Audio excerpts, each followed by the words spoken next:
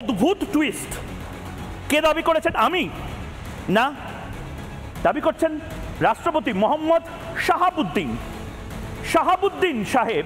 তিনি বাংলাদেশের রাষ্ট্রপতি। তিনি বলছেন 5ই আগস্ট বঙ্গভবনে প্রধানমন্ত্রীর বাসভবন থেকে ফোন যায়, জানানো হয় শেখ হাসিনা বঙ্গভবনে যাচ্ছেন।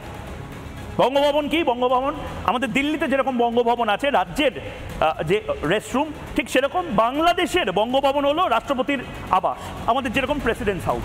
বঙ্গভবনে প্রস্তুতিও শুরু হয়ে যায়।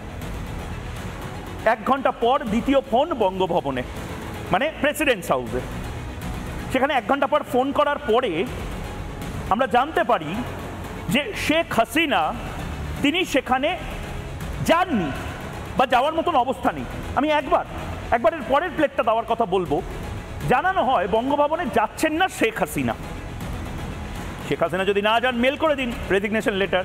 আমরা চাকরিতে অনেকে মেল করে দিই, আমরা SMS করে রেজিগনেশন দিই। তাহলে কি ইস্তফা দেননি শেখ হাসিনা?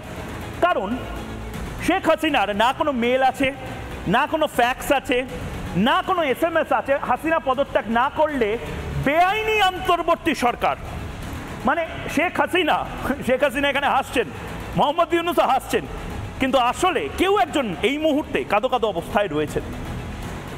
শেখ হাসিনা যদি মেলে রেজিগনেশন